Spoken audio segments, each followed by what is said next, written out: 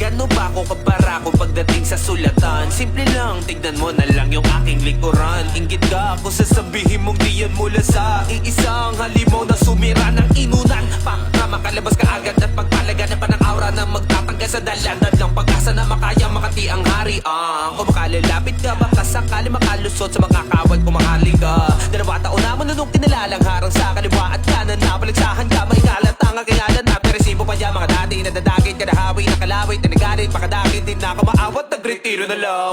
Kaya kung maghahangin ka sa'kin, ikay matutupok. Tangkain mo mang lutuin, ikaw pa rin masusunog. Walang kalasa-lasa, mga hain ninyo gago. Samantalang ang mga dati ko palaban, di nyo papatalo. Kasi pagpasok ko sa selday, katagalugan ng klase tiyang nakatulugan na ng mga nagpapakyut lang. Kasi gusto ay padayuhan na ang lengwaheng pagtuunan. Kakakunot man ng nooy, naglaan pa rin ang buhat ko. Naaral sa utak, laban lang tulad ng inidolong kumunat. Nasa pagsulat ng mawis, lumuhat ang puyat hanggang kalaunan. Ay magalugad ang sekreto na papamulan. Ninaliwala man sa unang naging inspirasyon ng matauhan at maisalin sa tula. Nakapupulutan ng gintong bagay na sinisigaw. Sumakit man dalabunan kaysa gasaan sa daan. Mananatili sa katayuan, dumami mang magtayuan. At sa bakod ay magtalunan. Tatapusin ko ang klase na to, wala nang dapat mapagtalunan.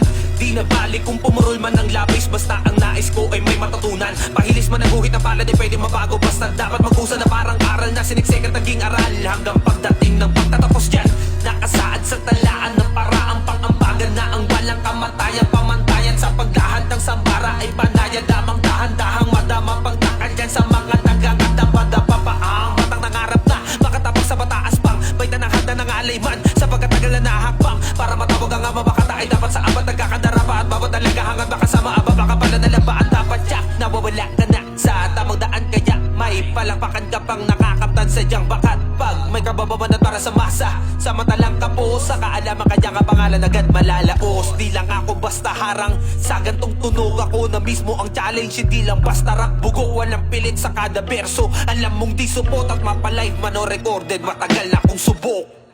Ibahin nyo ko sa mga konteserong sip-sip sa organizer. Panay comment ng papuri at dikit aba ang wise din. Kukuhanin yung loob para easy to get yung pricer. Ulo di kasi sip-sip kung may buga ka talagang rapper. Patay.